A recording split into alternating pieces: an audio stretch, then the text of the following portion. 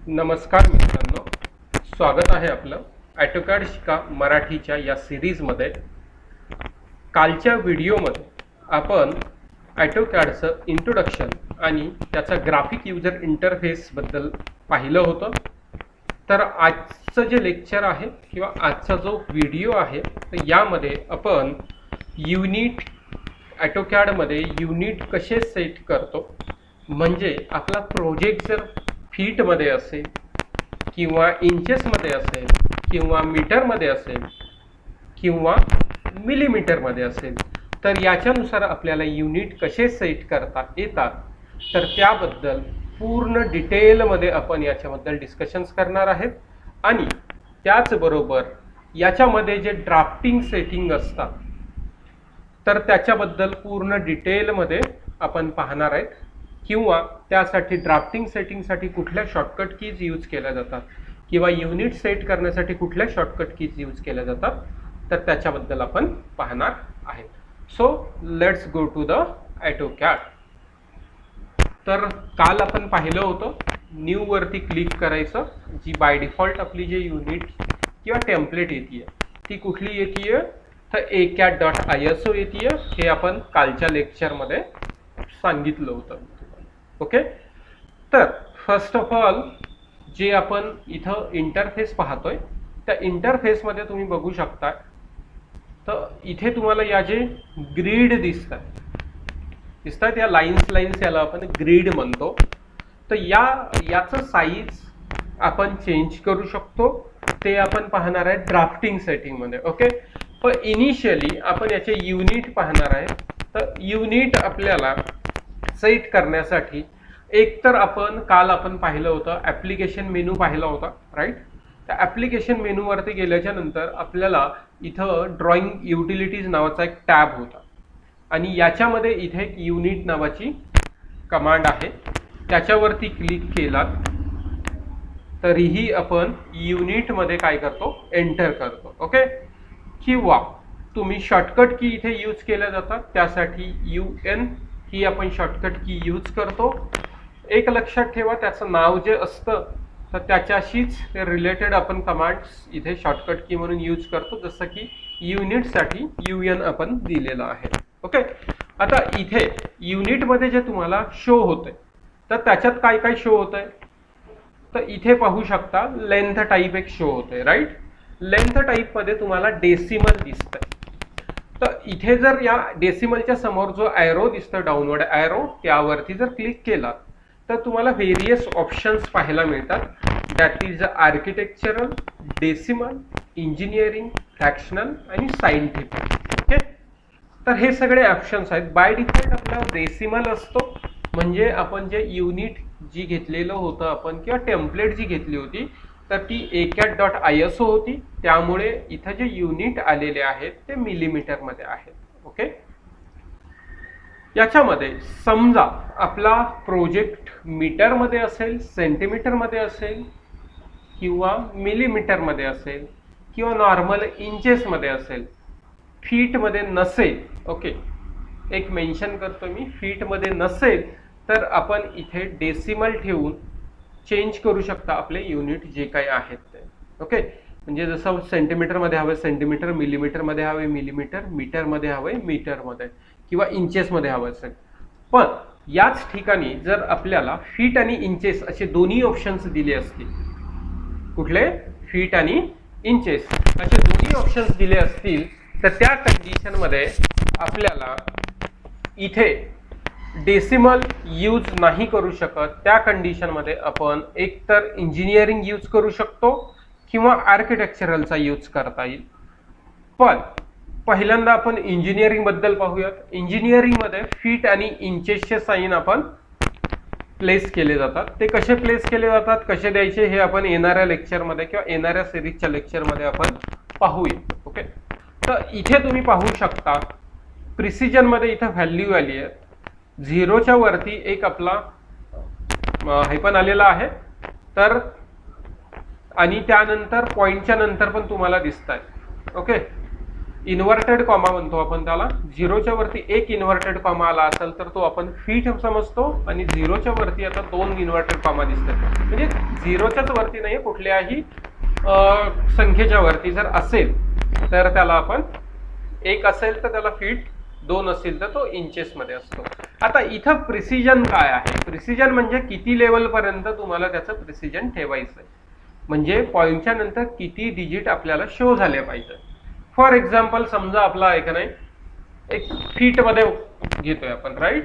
तर फीट मध्ये समजा 20.5 असं आपल्याला, किंवा 20 फीट 6 इंचेसचं डिस्टन्स दिलेलं आहे, किंवा आपल्याला 6.5 दिलं, तर त्यासाठी आपल्याला हे ऑप्शन आपल्याला सिलेक्ट करावे लागतात, म्हणजे पॉईंटच्या नंतर किती डिजिट आपल्याला शो झाले पाहिजे तर त्यानुसार. ओके, तर बाय डिफॉल्ट मी याचा सेकंड नंबर सिलेक्ट करतो. ओके, आता याच्यातला दुसरा ऑप्शन काय आहे? आर्किटेक्चरल पण मी तुम्हाला सांगितलं होतं, आर्किटेक्चरल पण तुम्ही घेऊ शकताय, राईट. पण आर्किटेक्चरल मध्ये काय प्रॉब्लेम काय येतो ते तुम्ही बघू शकता. इथं व्हॅल्यू ह्या फ्रॅक्शन मध्ये येतात, म्हणजे न्यूमरेटर डिनॉमिनेटरच्या स्वरूपामध्ये येतात. समजा आपण अर्धा फीट व्हॅल्यू घेतली आहे, तो अर्धा फीट न दाखवता, आता नॉर्मली कशी दाखवेल तो अर्धा फीट म्हणजे 0.6 इंचेस, बरोबर, 0.6 इंचेस शो करू शकतो. पण तिथे तो 0.6 न दाखवता काय दाखवेल? 1/2 मध्ये दाखवेल. काय दाखवेल? 1/2 मध्ये दाखवेल. समजा आपण 0.5 mm जरी घेतली तर तिथे तो काय करेल? 0.5 mm ला 1/2 mm मध्ये शो करेल. तर त्यामुळे आर्किटेक्चरलच्या ऐवजी आपण काय करतो? इंजिनिअरिंगचा यूज करतो याच्यामध्ये. तिघांबद्दलही समजलं. इंजिनिअरिंग बाय डिफॉल्ट तर आपला डेसिमल असतो, आणि ज्यावेळेस तुम्हाला मिलीमीटर, मीटर किंवा सेंटीमीटर मध्ये काम करायचं असतं त्यावेळेस आपण डेसिमलचाच यूज करतो. फीट आणि इंचेस दोन्ही जर आले तर त्यावेळेस इंजिनिअरिंग घेऊ शकता, आणि तुम्हाला व्हॅल्यू जर फ्रॅक्शन मध्ये दिल्या असतील किंवा आउटपुट देताना फ्रॅक्शन मध्ये असेल तर आर्किटेक्चरल किंवा फ्रॅक्शनलचा आपण यूज करता येतो. Fraction is similar to the architectural, but some difference आहे, थोडासा डिफरन्स आहे याच्यामध्ये. ओके, असं मेजर डिफरन्स तुम्हाला पाहायला मिळत नाहीये. त्यानंतर सायंटिफिक एक म्हणून ऑप्शन असतो. आता सायंटिफिक जो असतो ज्यावेळेस डिस्टन्स खूप जास्त असतो, म्हणजे फॉर एक्झाम्पल आपण म्हणू शकता अर्थ टू मून पर्यंतचं डिस्टन्स, म्हणजे पृथ्वी टू चंद्रापर्यंतचं डिस्टन्स काहीतरी लाख प्रकाश वर्ष आहे. ओके, तर त्याला आपण आता एखादी व्हॅल्यू लॅक्स मध्ये शो करतीये किंवा करोड मध्ये शो करतीये, तर त्यावेळेस आपण त्याला पॉवर मध्ये व्हॅल्यू देतो. जसंही आपण प्रॉब्लेम सॉल्व्ह तुम्ही केलेले आहेत बऱ्यापैकी, तर ज्यावेळेस आपण एखादा समजा 1 लाख व्हॅल्यू असेल तर त्याला आपण काय करतो? 1 × 10⁵ असं कन्सिडर करतो. इथे सुद्धा आपल्याला ज्यावेळेस डिस्टन्स जास्त किंवा रिसर्च पॉइंट ऑफ व्ह्यू आपल्याला डिस्टन्स दाखवायचं असेल आणि ते खूप जास्त असेल तर त्या कंडिशन मध्ये आपण सायंटिफिकचा ऑप्शनचा यूज करता येतो. क्लिअर? देन इथे सायंटिफिक ठेवलाय, तिथे मिलीमीटर ठेवलाय, तर इथे आपण बाय डिफॉल्ट जे आपले युनिट असतात ते आपण डेसिमल ठेवूया, आणि इथून तुम्ही युनिट इन्सर्शन स्केल मध्ये तुम्हाला इथे युनिट पाहायला मिळतात. That is the inches, feet, US डिले सर्वे, USच्या म्हणजे वेगवेगळ्या याच्यानुसार तुम्हाला इथे डेसिमीटर आहे, डेकामीटर आहे, हेक्टोमीटर आहे, गिगामीटर आहे, ॲस्ट्रॉनॉमियल आहे, लाईट इयर्स पण आहे आपलं, जे प्रकाश वर्ष म्हणतो आपण त्याला. तर इथे सर्व तुम्हाला युनिट्स पाहायला मिळतील. ओके, देन आता हे होतं लेंथ बद्दलचं. देन आहे अँगल. आता बऱ्याच वेळा आपल्याला अँगल मध्ये पण व्हॅल्यू द्याव्या लागतात. आता नॉर्मली अँगल आपण कशामध्ये मेजर करतो? डिग्रीमध्ये. पण त्यासाठी व्हेरियस मेथड पण आहेत वेगवेगळ्या. आपण रॅडियन मध्ये पण अँगल मेजर करू शकतो, डिग्री, मिनिट, सेकंड मध्ये आहे, ग्रॅड्स असं एक त्याला युनिट असू शकतं.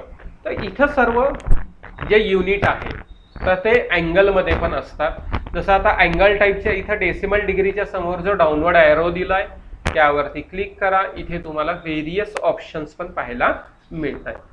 That is the decimal degree, degree, minute, second, grad, radians आणि सर्वेअर्स युनिट. जे सर्वे करतात तर त्यांच्यासाठी एक आपल्याला दिलेला आहे सर्वेअर्स युनिट, जे completely civil point of view जे सर्वे करतात त्यासाठी इम्पॉर्टंट आहे. आपण इथे डेसिमल डिग्री ठेवणार आहेत. त्यानंतर त्याचं प्रिसिजन लेवल जर पाहिलात तुम्ही, प्रिसिजन काय आहे 0 दिसतंय, राईट. प्रिसिजन काय आहे 0 आहे. आता प्रिसिजन 0 बाय डिफॉल्ट कधी अँगल आपला पॉइंट मध्ये घेत नाही. पॉइंट हा पूर्ण होल नंबर असतो, राईट. म्हणजे 30 डिग्री असेल, 45 डिग्री असेल, 40 डिग्री असेल, 90 डिग्री असेल, 120 डिग्री असेल, पण कधी पॉइंट मध्ये अँगल आपण खूप रेअरली केसमध्ये घेतले जातात. तर त्यामुळे इथे बाय डिफॉल्ट आपल्याला प्रिसिजन त्याचं सॉफ्टवेअरने ठेवलेलं आहे 0. तुम्हाला जर पॉइंटमध्ये पाहिजे असेल तर पॉइंटमध्ये पण तुम्हाला इथं ऑप्शन्स पाहायला मिळतात. ओके, तर हे होतं आपलं युनिट सेट बद्दलचं. आता युनिट सेट करण्यासाठी कुठे कुठे जाऊ शकतो, शॉर्टकट की पण सांगितली आहे मी. नाहीतर मग इकडे आपल्याला ॲप्लिकेशन मेनूमध्ये ड्रॉइंग युटिलिटीज आणि युनिट्स असं पण ऑप्शन आपल्याकडे अवेलेबल आहे. इथपर्यंत समजलंय. देन आता ड्राफ्टिंग सेटिंग काय असतं याच्याबद्दल आपण पाहूयात. ड्राफ्टिंग सेटिंग कशा आपण सेट करतो. आता ह्या ज्या ग्रीड दिसत आहेत, ह्या जे लाईन दिसत आहेत तुम्हाला, तर it is in square form. हे जे बॉक्स दिसत आहेत त्याला, तर ते आहे स्क्वेअर फॉर्ममध्ये. त्याला तुम्हाला त्याचा स्क्वेअरचा साईज जरी चेंज करायचं असेल तर आपण चेंज करू शकतो. तर त्यासाठी आपल्याला इथे जो कस्टमायझेशन टूलबार आहे, काल आपण याच्याबद्दल पाहिलं होतं, त्या कस्टमायझेशन टूलबारमध्ये इथे तुम्हाला स्नॅप मोडचा जो ॲरो दिसतो, डाऊनवर्ड ॲरो, यावरती क्लिक करून तुम्ही स्नॅप सेटिंगमध्ये पण जाऊ शकता, किंवा त्याच्याच साईडला थोडंसं इथे पोलार ट्रॅकिंग सेटिंग म्हणून किंवा पोलार ट्रॅकिंग अँगलचा जो ॲरो आहे तिथे पण आपण क्लिक करू शकतात, किंवा ट्रॅकिंग सेटिंग, किंवा शॉर्टकट की आहे त्याला DS म्हणतो आपण, त्याला ड्राफ्टिंग सेटिंग. आता ड्राफ्टिंग सेटिंग मध्ये काय काय आहे याच्याबद्दल डिस्कस करूया. ओके, ड्राफ्टिंग सेटिंग मध्ये आपण DS टाईप केलेला आहे. DS टाईप केल्याच्या नंतर आपल्याकडे एक न्यू विंडो इथे ओपन होतो, आणि या न्यू विंडो मध्ये तुम्हाला फर्स्टली जो ऑप्शन दिसतोय तर तो आहे आपला स्नॅप अँड ग्रीड वाला. वरती तुम्हाला त्याचं हेडिंग दिसतंय ड्राफ्टिंग सेटिंग, फर्स्ट ऑप्शन आहे स्नॅप अँड ग्रीड. आता ग्रीड तुम्हाला ऑन ऑफ करण्यासाठी इथे तुम्हाला ग्रीड ऑन, इथून पण आपण ड्राफ्टिंग सेटिंग मधून जाऊन पण आपण त्याला ऑफ करू शकतो, किंवा त्यासाठी फंक्शन की आहे F7. आणि स्नॅप मोड, आता स्नॅप मोड जो आहे तो हा इथे आहे, बघू शकता माझा कर्सर इथे गेला तर ग्रीडच्या साईडला तुम्हाला स्नॅप मोड एक ऑप्शन असतो. आता इथं ग्रीडचं स्पेसिंग काय आहे, आपण युनिट ठेवलेले आहेत MM मध्ये, तर 10 mm बाय 10 mm, आणि त्याच्यामध्ये तुम्हाला लाईन्स दिसत आहेत 5 दिसत आहेत का, 1 2 3 4 आणि 5, म्हणजे एका बॉक्समध्ये. आता हा जर कम्प्लिटली जर स्क्वेअर जर म्हणायला गेला तर 50 बाय 50चा स्क्वेअर आपल्याला पाहायला मिळतो. याला तुम्ही चेंज पण करू शकता. समजा तुम्हाला वाटलं हा 20 बाय 20चा ठेवायचा आहे किंवा 1 बाय 1चा ठेवायचा आहे, हे तुम्ही चेंज करू शकताय. त्याचबरोबर आपण इथं स्पेसिंगमध्ये म्हणजे स्नॅपमध्ये पण आपण चेंज करू शकतो. आता स्नॅप काय आहे तर ते मी तुम्हाला इथं पहिल्यांदा इथं ओके करतोय, आणि इथे स्नॅप मोड म्हणजे कस्टमायझेशन टूलबारमध्ये इथे आपल्याला कमांड असते स्नॅप मोड आपण ऑन करतोय. आणि त्यानंतर ज्यावेळेस मी एखादा ऑब्जेक्ट ड्रॉ करायला घेतला, समजा एखादा सर्कल घेतला, तर हा काय करतोय या बॉक्सच्या आतमध्येच जातोय, दिसतोय का, या बॉक्स टू बॉक्सेस म्हणजे त्या प्रत्येक लाईन वरतीच तो क्रिएट होतोय, मिडलला क्रिएट होत नाही.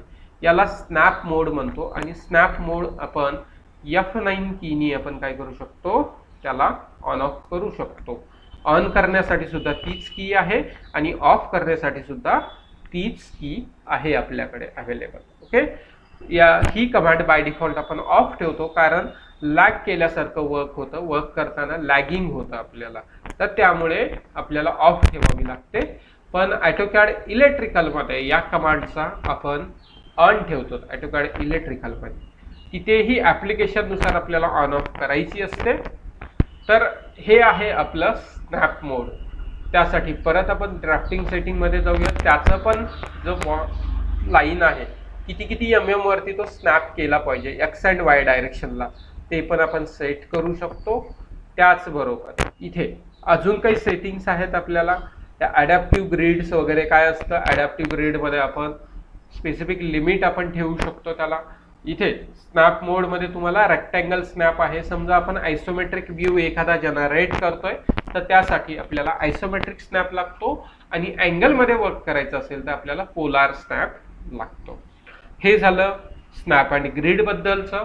त्यानंतर आपण पोलार ट्रॅकिंग मध्ये जातो. आता पोलार ट्रॅकिंग काय आहे, समजा एखादी लाईन किंवा एखादा ऑब्जेक्ट आपल्याला स्पेसिफिक अँगल वरती जनरेट करायचा आहे, म्हणजे जसं की 30 डिग्री असेल, 40 डिग्री असेल, तर त्यासाठी आपल्याला इथे पोलार ट्रॅकिंगच्या काही सेटिंग असतात, जे बाय डिफॉल्ट आपल्याकडे इथे ऍक्टिव्ह आहे कमांड्स. ओके, तर पोलार ट्रॅकिंग मध्ये आपण इथे पोलार ट्रॅकिंगला शॉर्टकट की आहे F10. इथे आपल्याला अँगल असतात, अँगलचा सेट असतो, किंवा आपण आपला स्वतःचा इथे ॲडिटिव्ह अँगल्स म्हणून पण आपण न्यू स्वतःचा जनरेट करू शकतो. न्यू वरती गेलात तर तुम्हाला स्वतःचा अँगल पण टाकता येतो. समजा तुम्हाला इथे 11 डिग्रीचा एक अँगल पाहिजे, तर 11चा एक सेट आपल्याला याच्यामध्ये ऍड पाहायला मिळतो. इथे मी जेव्हा ओके करतोय, ठीक आहे, त्यानंतर आपण इथे गेलाय कस्टमायझेशन टूलबार मध्ये, पोलार ट्रॅकिंगच्या एरो वरती क्लिक केलाय, तर इथे एक आपल्याला 11 डिग्रीचा एक अँगल सेट झालेला तुम्हाला पाहायला मिळेल. नको असेल तर परत इथून पण ट्रॅकिंग सेटिंग वरती जाऊ शकता, आणि हा जो आहे तर याला तुम्ही डिलीट करू शकता. हे आहे पोलार ट्रॅकिंग बद्दलचं. ज्यावेळेस आपण अँगलमध्ये स्पेसिफिक अँगलमध्ये काम करायचं असतं त्यावेळेस पोलार ट्रॅकिंगचा यूज करू शकतो. त्यानंतर this is the most important command, that is the object snap. It is also called as O snap. Okay, O snap मधल्या या इम्पॉर्टंट कमांड आहेत, इथे लक्षात ठेवा. या दोन कमांड्स किंवा हे दोन चेकबॉक्स जे आहेत ते तुमचे कंटिन्युअसली ऑन असले पाहिजेत. का ऑन असले पाहिजेत, समजा एखादा सर्कल ड्रॉ केलाय तर सर्कलचा सेंटर तुम्हाला डिटेक्ट करायचं असेल तर त्यासाठी, किंवा एखादी लाईन आहे, या एखाद्या लाईनचा एंड पॉइंट असेल किंवा एखाद्या लाईनचा मिड पॉइंट असेल, तर तो जर आपल्याला डिटेक्ट करायचा असेल किंवा एखाद्या लाईनच्या मिड पॉइंटला आपल्याला दुसरा एखादा ऑब्जेक्ट ड्रॉ करायचा असेल, तर त्यासाठी या कमांड किंवा हे सगळे चेकबॉक्स जे आहेत ते तुमचे कंटिन्युअस ऑन असले पाहिजेत किंवा टिक असले पाहिजेत. फक्त हे पण टिक असून चालत नाही, हे वरचे दोन पण टिक असले पाहिजेत. दुसरी कमांड आहे that is the object snap tracking. आपण ट्रॅक पण करू शकतो त्याला. एखाद्या ऑब्जेक्ट पासून स्पेसिफिक डिस्टन्स वरती दुसरा ऑब्जेक्ट ड्रॉ करायचा आहे तर त्यासाठी आपण ट्रॅकिंग कमांडचा यूज करतो, आणि या ट्रॅकिंग कमांड जे आहे तर याचे चेकबॉक्स आपल्याला ऑन असलेच पाहिजे, आणि त्याबरोबर हे खालचे पण चेकबॉक्स काय असले पाहिजे, ऑन असले पाहिजे. इथे कस्टमायझेशन टूलबार मध्ये तुम्ही पाहू शकता, इथे जे याचे दोन कमांड आहेत that is object snap tracking आणि ओ स्नॅप कमांड म्हणतो. याच्यासाठी दोघांसाठी ही शॉर्टकट की दिल्या, that is the O snap साठी आपली F3 ही शॉर्टकट की आहे, आणि दुसऱ्या याच्यासाठी आपली ही F11 ही शॉर्टकट की आहे ट्रॅक करण्यासाठी. तर या दोन कीज कधीही ऑफ नाही करायच्या याच्यामधनं, कारण त्या आपल्याला ट्रॅक करून देतात. आता ट्रॅक कसं करू शकतो, तर फॉर एक्झाम्पल इथे मी सर्कल ड्रॉ केलाय, सर्कल ड्रॉ करून इथे एक सर्कल ड्रॉ केला समजा 20 रेडियसचा. आता या सर्कल पासून मला एक 50 mm वरती दुसरा सर्कल ड्रॉ करायचा आहे, तर मी काय करणार, याला इथे हा पॉइंट ट्रॅक करणार. इथे जे डिस्टन्स दिसतंय आता किती दिसतंय, 60 दिसतंय, पण मला किती वरती पाहिजे होतं, 50 टाकला तर इथे आपल्याला एक नवीन सर्कल काय होतो, त्याचं सेंटर जनरेट होतं, आणि त्याचं जे सेंटर जनरेट झालेलं आहे तिथे मला 15 रेडियसचा सर्कल इथे पुटअप करायचा आहे. आणि दोघांमध्ये जर डिस्टन्स तुम्हाला जर चेक करायचं असेल तर आपण इथं मेजर टूलबार मध्ये जाऊन डिस्टन्स चेक करू शकतो. याचा सेंटर आणि याचा सेंटर आपण पाहू शकतो, इथे डिस्टन्स किती आलेला आहे, 50 आलेला आहे. तर याला आपण हे ट्रॅकिंग करणं म्हणतो, आणि ट्रॅकिंग करण्यासाठी जी शॉर्टकट की आहे F11 शॉर्टकट कीज आहे, किंवा तुम्ही ड्राफ्टिंग सेटिंग मधनं पण जाऊन आपण त्याला सेट करू शकताय ओ स्नॅप. त्याच्यानंतरची की आहे किंवा दुसरा टॅब आहे 3D ऑब्जेक्ट स्नॅप. याचा यूज केला जातो 3D मध्ये. तर सध्या आपण 3D पाहत नाहीये, ज्यावेळेस 3D मध्ये जाऊयात त्यावेळेस आपण पाहूयात. त्यानंतरची पण आपल्याला इम्पॉर्टंट कमांड आहे किंवा इम्पॉर्टंट टॅब आहे, that is the dynamic input. या डायनॅमिक इनपुटमध्ये आपल्याला इथले जे दोन्ही जे चेकबॉक्स दिसत आहेत हे चेकबॉक्स ऑन असले पाहिजेत. या दोघांना जर ऑफ केलं तर काय फरक पडतो आणि दोघे ऑन असतील तर काय फरक पडतो याच्याबद्दल थोडंसं डिस्कस करूयात. इथं मी ओके करतोय. समजा ज्यावेळेस मी एखादी आता लाईन घेतली आहे, लाईन बरोबर इथे आपल्याला कोऑर्डिनेट पण दिसत आहेत, म्हणजे कोऑर्डिनेट कुठून शो करतोय, आपल्या या ओरिजिन पासून शो करतोय, राईट. किंवा इथे आपण मला स्टार्ट करायचं 0,0 पासून आपण स्टार्ट करू शकतो. ओके, ठीक आहे, 0,0 पासून. आता हे 0,0 आपल्याला शो कुठे झाला, किंवा आता हे जे दिसतंय ही जे लाईन दॅट इज द 126 आणि त्याचा अँगल दिसतोय, हा कशामुळे दिसतोय, तर आपली जे ड्राफ्टिंग सेटिंग मध्ये जे डायनॅमिक इनपुट नावाचं ऑप्शन आहे याचे दोन्हीही चेकबॉक्स ऑन आहेत म्हणून दिसत आहेत. आता या दोघांनाही मी ऑफ केलं आणि ओके करतोय आणि परत लाईन क्रिएट करतोय. आता आपल्याला दिसत आहेत का, मी रॅन्डमली इथे 0,0 टाकतोय. इथे या लाईनचं डिस्टन्स आपल्याला शो होतोय का, त्याचा अँगल शो होतोय का, नाहीये. तर त्यासाठी आपल्याला या जे शॉर्टकट कीज आहेत तर त्या कधीही पण आपल्याला ह्या ऑन ठेवल्या पाहिजेत, जेणेकरून आपल्याला वर्किंग सिम्पलेस्ट वेनी किंवा सिम्पल झालं पाहिजे यासाठी. ओके, तर त्या आपण दोन्ही ऑन केलं आणि परत आपण ड्राफ्टिंग सेटिंग कडे जातोय.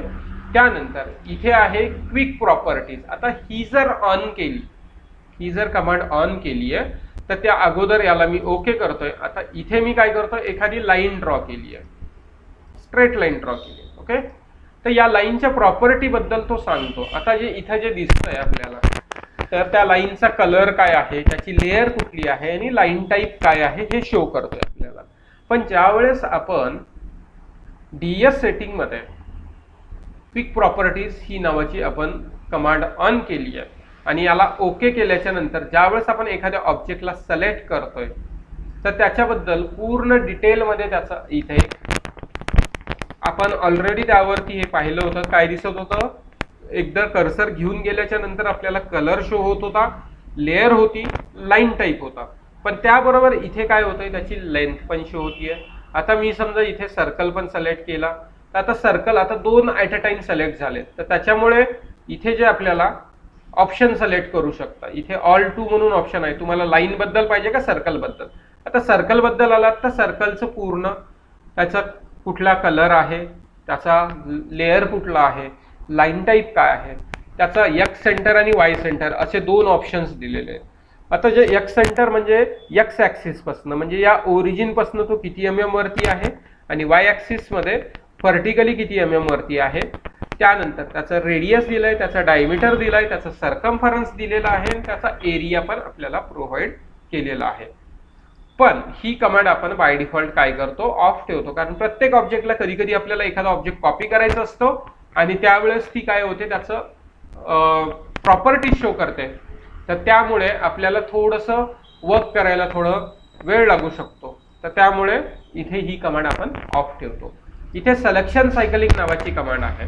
समजा एखादी लाईन ओव्हरलॅप झाली आहे, सॉरी, समजा आता इथे मी सर्कल वरती एक सर्कल ड्रॉ केला. आता इथे आपण गेल्याच्या नंतर इथे काही सिम्बॉल वगैरे शो करतोय का, पण ज्यावेळेस इथे मी कर्सर क्लिक केला तर इथे आपल्याला आपल्या कर्सर बरोबर एक कर्सरच्या वरती आपल्याला एक सिम्बॉल शो करतोय आणि तो सिम्बॉल म्हणजे इथे काय आहे, 2 सर्कल आहेत, तुम्ही बघू शकता. मग कुठला सिलेक्ट करून तुम्हाला मूव्ह करायचा असेल तर त्याला सिलेक्ट करून आपण काय करू शकतो, वेगळं मूव्ह करू शकतो. तर या वगैरे कमांड्स आपण येणाऱ्या लेक्चरमध्ये मूव्ह वगैरे पाहणार आहेत. तर आत्ता आपण पाहिलं ड्राफ्टिंग सेटिंग बद्दल आणि त्यासाठी शॉर्टकट की पाहिली आपण डीएस, जी आपण फर्स्ट पासून आपण पाहिलं होतं. स्नॅप अँड ग्रीड मध्ये आपण काय केलं होतं, त्याचं स्पेसिंग आपण चेंज करू शकतो. पोलर ट्रॅकिंग मध्ये अँगल मध्ये वर्क करता येतं. ऑब्जेक्ट स्नॅप मध्ये एक लक्षात ठेवा, या कमांड कधीच ऑफ नाही ठेवायच्या. दॅट इज द शॉर्टकट की F3 आणि F11 करून आपण त्याला ऑन आणि ऑफ करू शकतो. त्यानंतर 3D मध्ये आपण आता नाहीये, डायनॅमिक इनपुट मधला हे पण चेकबॉक्स आपल्याला ऑफ नाही करायचे. त्यानंतर आपला क्विक प्रॉपर्टीज आहेत आणि सिलेक्शन सायकलिंग आहे. तर या सर्व जे कमांड्स आहेत तर या कधीच ऑफ नाही ठेवायच्या असतात आपल्याला. तर हे होतं आपलं ड्राफ्टिंग सेटिंग आणि युनिट सेटिंग. होप तर सगळ्यांना समजलं असेल. तर आज आपण इथे आपला हा व्हिडिओ स्टॉप करतोय, कारण खूप मोठा व्हिडिओ होईल याच्यामध्ये. तर हे असेच लेक्चर्स आपण घेणार आहेत पूर्ण डिटेलमध्ये या सिरीजमध्ये. तर व्हिडिओ आवडला असेल तर या व्हिडिओला लाईक करा, शेअर करा आणि चॅनलला नवीन असेल तर सबस्क्राईब करा. थँक्यू.